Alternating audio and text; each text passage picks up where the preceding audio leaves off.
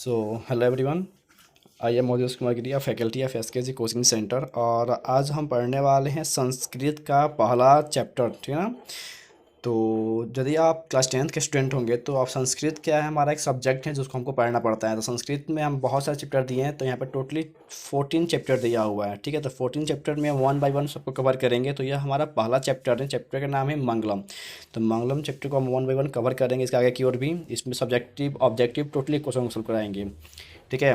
तो सबसे पहले हम बता दें आपको कि जो आपको पाठ पढ़ना है, यहाँ पे मंगलम पाठ है, ऐसे करके 13 और चैप्टर बचेंगे जो हमको आगे की ओर पढ़ना होगा।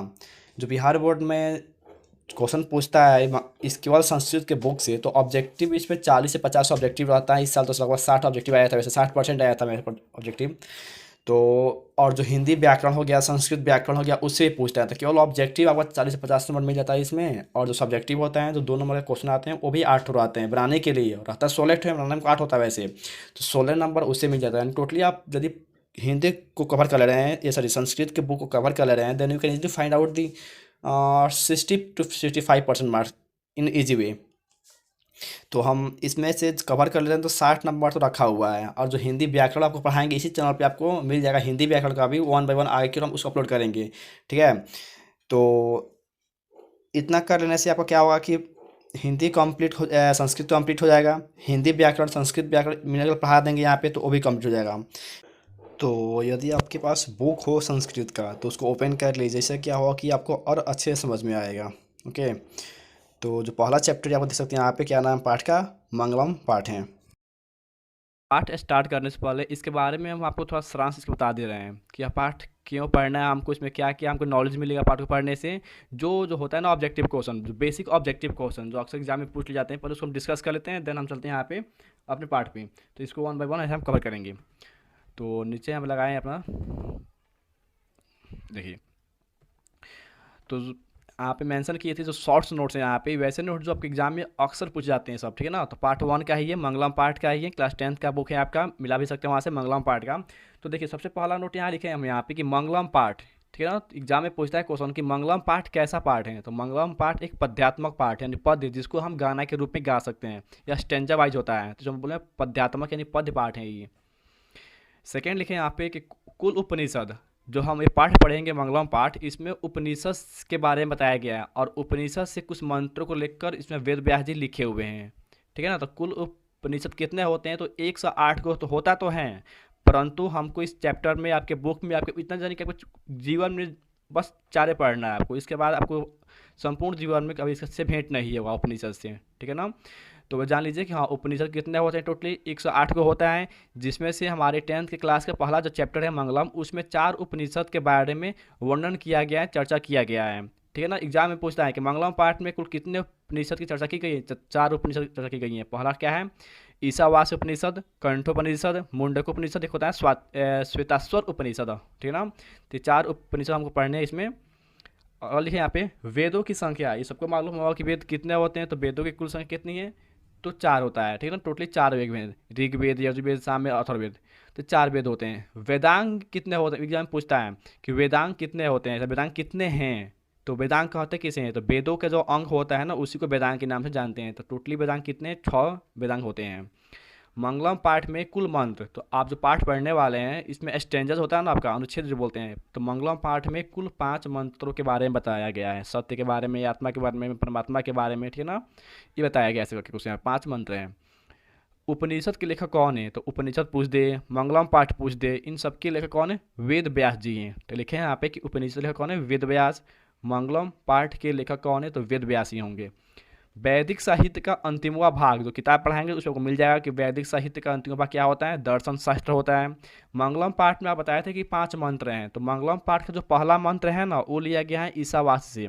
जो दूसरा मंत्र है वो लिया गया है कंठोपनिषद से। जो तीसरा मंत्र है वो लिया गया है मुंडकोपनिषद से। जो चौथा मंत्र है यहाँ पे वो लिया गया है मुंडको से। और 5वां भी लिया गया है यहाँ से श्वेताश्वर, ठीक है ना। तो ये आपको अभी हम जब पढ़ा रहे हैं किताब, तो उसमें भी लिखा है, तो ये बता देंगे। और जो नहीं किताब में लिखा है वो आपको हम ऊपर ही बता देंगे पहले। अब चलिए स्टार्ट करते हैं अपना बुक यहाँ से। तो ये रहा आपका पाठ, प्रथम पाठ मंगलम। कोई भी काम स्टार्ट करने से पहले क्या करना पड़ता है हमको, यहाँ पे मंगलम यानी होता है किसी भी चीज़ का जो भी काम करो आप सफलतापूर्वक संपन्न हो जाए, ठीक है ना। कि जो होता है जब कोई हम शुभ काम करते हैं, बोलते हैं ना श्री मंगलाय हरि, यानी जो भी काम करो भगवान के नाम से वो संपन्न हो जाए सकुशल पूर्वक। तो वैसे ही दिया है यहाँ पे मंगलम पाठ के बारे में। तो देखिए यहाँ पे दिया है क्या, इसका इंट्रो में थोड़ा सा बोला गया है कि उपनिषदम वैदिक वाङ्मयस्य अंतिम भागे दर्शन शास्त्रस्य सिद्धांतान प्रकटयन्ति।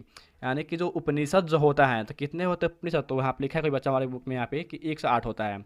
तो उपनिषद क्या होता है, तो वैदिक साहित्य, ठीक है ना, वैदिक वाङ्मय मतलब है वैदिक साहित्य। उपनिषद वैदिक साहित्य के अंतिमवें भाग दर्शन शास्त्र के सिद्धांतों को प्रकट करता है। ठीक है, तो इसको हम हाईलाइट करने की कोशिश कर रहे हैं, रुकिए 1 मिनट।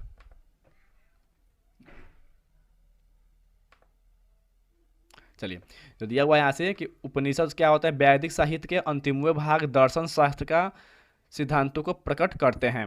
एग्जाम में पूछता है कि वैदिक साहित्य का अंतिम भाग कौन सा है, तो दर्शन शास्त्र है।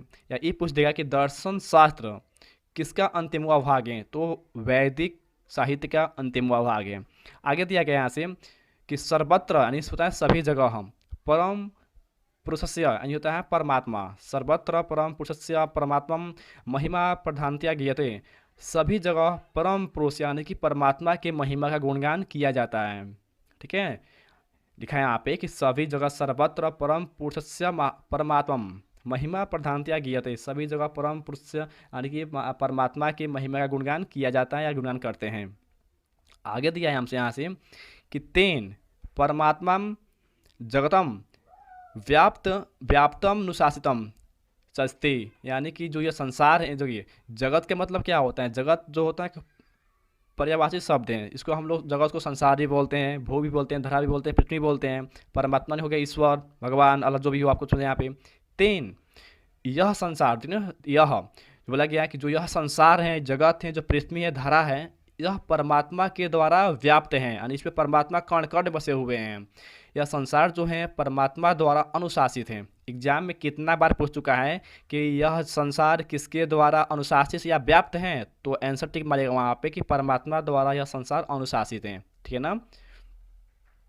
आगे दिया गया यहाँ से सह एव सर्वेशा तपसा परम लक्ष्यम, सह एव सर्वेशा मतलब कि वह व्यक्ति जो हमेशा तप जप करता रहता है, ठीक ना, वह व्यक्ति जो हमेशा तप जप, यानी कोई साधु संत जो होते हैं, महर्षि लोग, महात्मा लोग, उनका एकमात्र उद्देश्य होता है परम लक्ष्यम। दिया गया है परम लक्ष्यम, बोला गया है कि जो भी होते हैं साधक लोग जो तपस्या करते हैं, उनके अपने जीवन में बस एक ही लक्ष्य होता है, परमात्मा की प्राप्ति कर लेना। क्योंकि वो जानते हैं कि हाँ, यह माया जो दुनिया है, जो संसार है, माया रूपी है, इसमें कुछ नहीं रखा हुआ है, बस परमात्मा में हम आए हैं और उनमें मिल जाना है। तो इसीलिए वो सब कुछ छोड़ के तपस्या करने लगते हैं यहाँ से कि वो परमात्मा की प्राप्ति उनको हो जाए।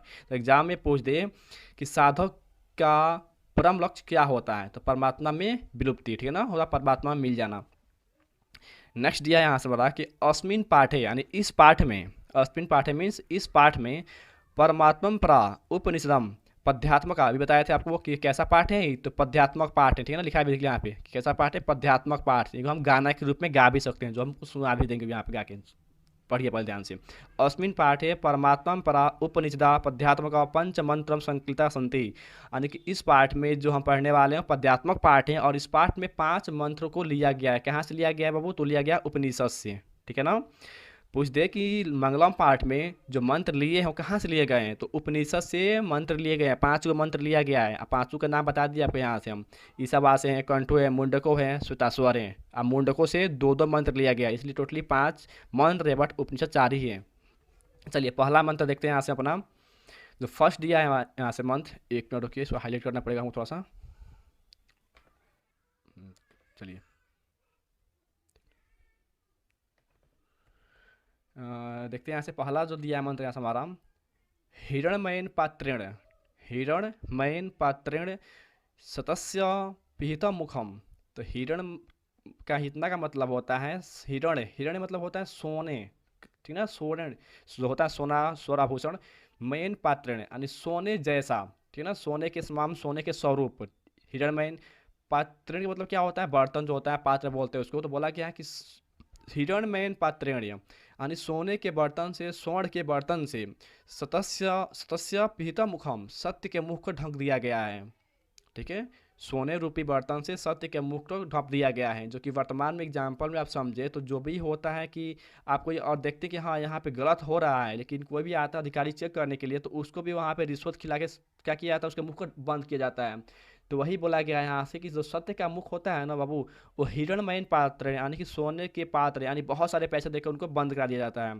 तो जो किताब में दिया वो पढ़िएगा आप लोग। हिरणमयन पात्र मतलब होता है सोने रूपी बर्तन, सोने का बर्तन, स्वर्ण बर्तन, ठीक है ना। उनसे सत्य के मुख को ढक दिया गया है, बंद कर दिया गया है। तत्वम पुसन प्रावीणु सत्य धर्माया दृष्टते। यदि हमें उनको देखना हो, सत्य धर्म को देखना हो तो पुंस पुंस वापृणु मतलब कि उस सोने रूपी बर्तन को हमको हटा देना पड़ेगा। ठीक है, सत्य के मुख को देखने के लिए यानी सत्य को देखने के लिए सोने रूपी बर्तन को हटा देने से हमें उसकी दर्शन हो जाता है, दिखाई दे देता है। ये था हमारा पहला मंत्र जो पढ़ लिया आप यहाँ से। था पहला मंत्र कि हाँ सोने रूपी बर्तन से सत्य के मुंह को ढक दिया गया है, उसको देखने के लिए आपको सोने रूपी बर्तन को हटाना पड़ेगा। देन हम आप इसको इजीली देख सकते हैं सत्य के मुख को।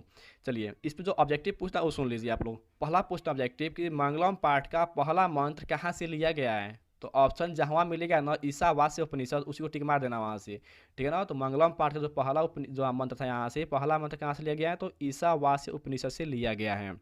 इसका पहला ये भी आता है यहाँ से कि पहले मंगलम पाठ का पहला मंत्र किसके बारे में बताता है। तो देखिए क्या बताता है यहाँ पे, आपको जो पढ़े होंगे यहाँ कि हाँ सोने के बर्तन से ढका है किसका मुख, सत्य का मुंह ढका है। तो जो पहला मंत्र बताता है हमको बताता है किसके बारे में बताता है, ये बताता है सत्य के बारे में, ठीक है ना। तो इसको याद रखिएगा कि जो पहला मंत्र है मंगलम पाठ में सत्य के बारे में बताता है। अगला देखते हैं यहाँ से, अगला क्वेश्चन जो क्वेश्चन नहीं बोलेंगे सॉरी, जो अगला मंत्र दिया गया है हमारे यहाँ से। चलिए अगला बोला है अणुण अणियाना, अणो अणियाना महतो महियाना आत्मस्य जंतो निहितम गुहायामा। मतलब कि जो अणु क्या होता है आप पढ़े होंगे, आपका जो केमिस्ट्री का बुक होगा उसमें दिया भी होगा, जो भी हो कि अणु क्या होता है। अणु किसी भी तत्व का सूक्ष्म कण होता है, वह सूक्ष्म कण जिसको हम अपने नग्न आंखों से देख ना सकें, तो वही होता है अणु। तो बोला क्या अणु अणियान, रियान क्या होता है, रियान एक्चुअली यहाँ पे एक प्रत्यय है, ठीक है ना। जिस चीज़ में यह प्रत्यय जुड़ जाता है वो चीज़ उतना ही छोटा हो जाता है। और इसका एक और काम होता है कि छोटे को छोटा बड़ा को बड़ा करना। तो हमको भी उतना डीपली जाना नहीं है, मैं किताब पढ़ा रहे हैं उसलिए। तो अणु अणियाना यानी अणु से भी सूक्ष्म, छोटा से छोटा, महतो महियान महान में महान कौन है तो आत्मस्य, आत्मा क्या है हमारा, हमारा आत्मा जो है वो सूक्ष्म से सूक्ष्म यानी छोटा से छोटा है परंतु महान से महान है। एग्जाम में पूछता है कि महान से महान किसे कहा गया है तो आत्मा को कहा गया है। अणु से छोटा कौन है या सूक्ष्म से सूक्ष्म कौन है तो हमारा आत्मा है, ठीक है ना। तो आत्मा वहाँ पे याद रखेगा। आगे दिया गया है कि जंतो निहितो गुहायाम, और आत्मा का निवास कहाँ होता है तो आत्मा का निवास जंतु के हृदय रूपी गुफा में होता है।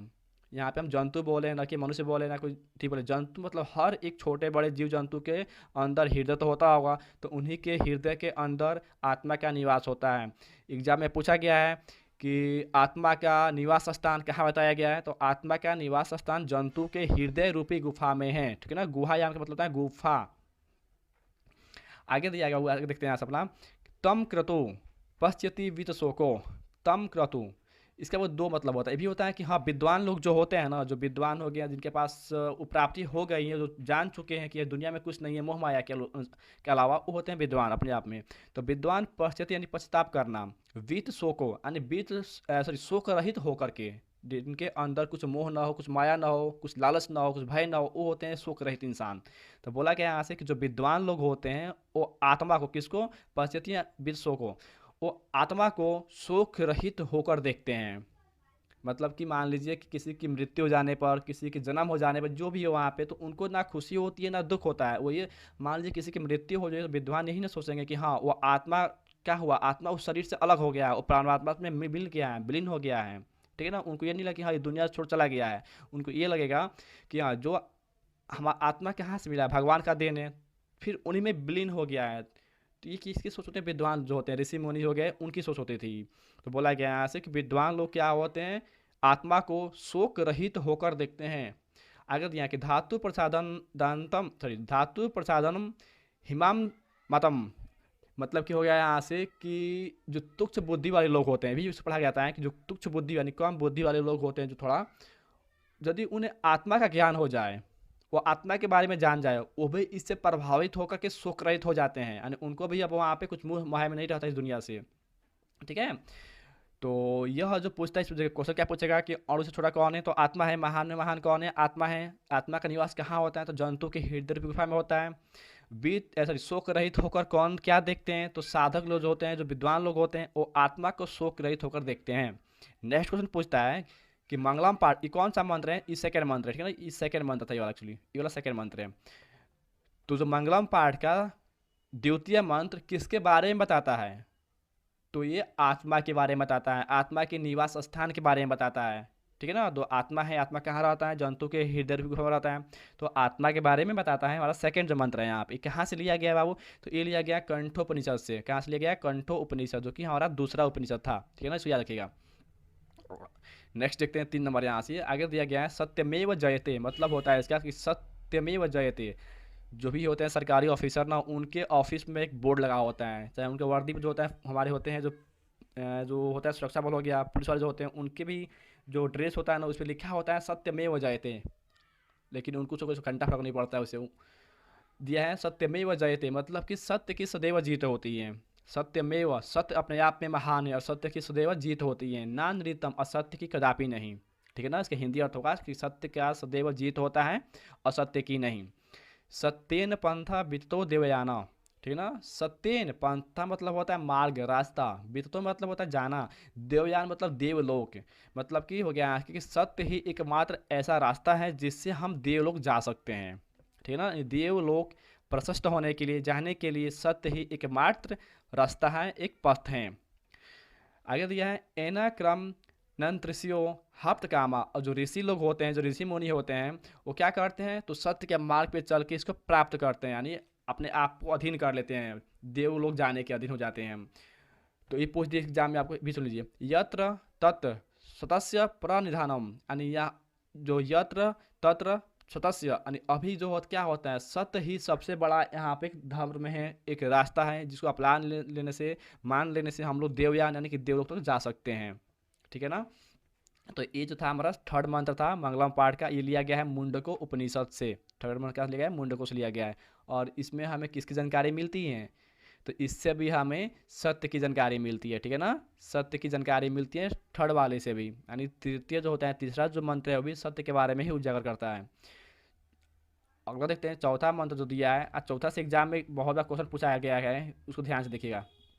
देखिए क्या दिया है, ये दिया है यथा नद्य, होता है नदी, नदी मतलब है नदी। यथा नद्य स्यंदमाना समुद्रे अस्तम गच्छन्ति नाम रूपे विहायम, मतलब कि यथा नद्या, जो नदी होती है, स्यंदमाना मतलब कि अपने आप को त्याग कर, अपने आप को छोड़ करके कहाँ मिल जाती हैं, समुद्र में मिल जाती हैं, ठीक है ना।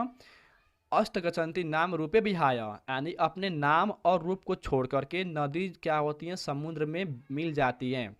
सिंपल सा सेंटेंस है ये वाला कि नदी अपने नाम और रूप को छोड़ करके समुद्र में मिल जाती है। एग्जाम में पूछा गया है कि नाम और रूप को छोड़ कौन मिल जाता है, तो नदी मिल जाती है। कहाँ मिल जाती है, समुद्र में मिल जाती है, ठीक है ना। तथा ठीक वैसे ही उसी प्रकार विद्वान लोग जो होते हैं, विद्वान नाम रूपात अभिमुक्त प्रातपरम पुरुष मुपेति दिव्यम, मतलब कि हो गया यहाँ पे दिया गया कि ठीक वैसे ही जो विद्वान लोग होते हैं, जो साधक होते हैं, वो अपने नाम को छोड़ करके, अपने नाम काम सबको छोड़ करके अभी क्या होते हैं, तो परापरम पुरुष मुक्ति। क्या बताया था आपको हम कि पुरुष मुक्ति मतलब क्या होता है, परमात्मा, ठीक है ना। वह आत्मा जो अपने आप में परम हो, डेट मीन परमात्मा। तो जो विद्वान लोग होते हैं वो भी अपने नाम रूप काम सब छोड़, सब त्याग करके क्या होते हैं, परमात्मा में विलीन हो जाते हैं, मिल जाते हैं। ये था हमारा फोरेस्टिंजा। और ये कहाँ से लिया गया है, तो तीसरा और चौथा है, दोनों जो मंत्र है मुंडकों से ही लिया गया है। पांचवा देखते हैं, और जो कि लास्ट भी हमारा ये वाला जो पांचवा मंत्र क्या है वो देख लीजिए। वेदा हमेंतम, ठीक है ना। वेदा हमेंतम पुरुषा महांतम आदित्यमणम तमसा प्रस्तरम, मतलब हो गया इसका कि वेदा हमेंतम, वेद को जानने वाला पुरुष, ठीक है ना। वेदा हमेंतम पुरुषा महांतम, वह पुरुष जो वेद में रुचि रखता है, वेद का ज्ञान है, जानकारी है उसके पास, वो अपने आप में महान है, ठीक है ना। ऐसा कहा भी गया है कि हाँ, जो हम जो होता है महाभारत जो है यहाँ पे भगवत गीता, उसमें सारे समस्या का हल है, ठीक है। वैसे ही जो वेद है चार्ट हो, उसमें भी अधिकांश से अधिकांश समस्या जो होता है कि मनुष्य के जीवन में उनका हल है, उनका समाधान है। तो बोला गया इस आपको पद पाठ में कि वेदा हमयंतम पुरुष महानतम, कि वेद को जानने वाला पुरुष क्या है, अपने आप में महान है। आदित्य वर्णम तमस प्रसादतम, सॉरी तमस प्रशास्ता, मतलब कि आदित्य मतलब क्या होता है, आदित्य हम लोग बोलते हैं सूर्य को ही, ठीक है ना, ये पर्यायवाची शब्द है आदित्य दिनकर भास्कर, ये सूर्य को बोलता गया है। तो आदित्य वर्ण मतलब क्या, रंग प्रकाश। तमस मतलब होता है अंधकार, ठीक है ना, इसे होता है अंधकार। प्रशस्त मतलब होता है कि दूर हो जाना। देखिए, जिस प्रकार सूर्य का जो प्रकाश निकलता है, जो सूर्य का रंग निकलता है, प्रकाश आता है ना, तो क्या होता है, अंधकार काफ़ी दूर भाग जाता है उससे, ठीक है ना, अंधकार दूर हो जाता है। वैसे दिया गया है तमेव विदित्वाति मृत्यु में थी, ठीक है, वैसे ही मृत्यु क्या है, मृत्यु भी विजय है, मृत्यु क्या है, विजय है। नन्य पंथ विद्यते अयनाय, मतलब कि हो गया कि मृत्यु के अलावा हमारे पास कोई मार्ग भी नहीं है कि इस मार्ग को हम अपना के मृत्यु को टाल सकें। जैसे कि सूर्य के प्रकाश आ जाने से अंधकार दूर होता है, वैसे ही एक न एक दिन हर एक जो भी जीव जंतु पृथ्वी पर आए हैं, इस धरा पे आए हैं, उनकी मृत्यु निश्चित है, तो उनसे हम दूर भी नहीं भाग सकते हैं। इसके मृत्यु के अलावा हमारे पास कोई मार्ग भी नहीं है, इसलिए बोला गया यहाँ पे विद्यते नया, इसलिए हमें सत्य धर्म की, सत्य धर्म को मानना चाहिए और ईश्वर में विश्वास भी रखना चाहिए। ये कहाँ से लिया गया बाबू, तो जो पांचवा था हमारा मंत्र, ये लिया गया श्वेताश्वर उपनिषद से, ठीक है ना, श्वेताश्वर उपनिषद से लिया गया पांचवा मंत्र। ये क्या बताता है, तो ये आपको बता रहा है किसके बारे में, तो ये बता रहा है आपको अपना वेद के बारे में बताया गया इसमें, ठीक है ना, ये वेदों के बारे में उजागर करता है। तो ये रहा आपका पांचों मंत्र जो कि मंगलम पाठ में थे। इसमें इसके अलावा यहाँ पे कुछ नहीं है। जो पांचों मंत्र आपको हम अपने तरफ से पूरा कोशिश किए कि अच्छे से समझा सकें। हिंदी भी नहीं लिखे हैं बहुत, आपको मिल जाएगा देखने के लिए यूट्यूब पे कि हाँ लोग हिंदी लिख के वैसे ही पढ़ के बता देते हैं, लेकिन बुक बहुत कम पढ़ाते हैं कि तो आपको सामने रखा हो, ठीक है ना। तो आपको बुक का एक एक स्टिंजा रख के और हिंदी सामने बताएं, आपको अच्छे से समझ में आ जाए, ठीक है। आपको हो सकता है कुछ समझ ना आया हो, तो मेरा एक सजेशन रहेगा कि वीडियो को थोड़ा बैक कर लीजिए, पीछे जा करके एक बार और देख लीजिए। और बात करते हैं इसको ऑब्जेक्टिव क्वेश्चन का, तो अब इतना पढ़ लिए होंगे, सुन लिए होंगे ना, तो इससे बाहर एक भी ऑब्जेक्टिव नहीं आएगा, ठीक है ना। तो ऑब्जेक्टिव भी हम ला देंगे आपके लिए, डोंट वरी अबाउट दिस। बहुत जल्द इसका ऑब्जेक्टिव भी हम अपलोड कर देंगे बना करके। तो उसके लिए चैनल में आप जुड़ जाइएगा और सब्सक्राइब कर सकते हैं हमें, आपको अच्छा लगे तो वीडियो। मिलते हैं नेक्स्ट वीडियो में, तब तक थैंक यू। विदाउट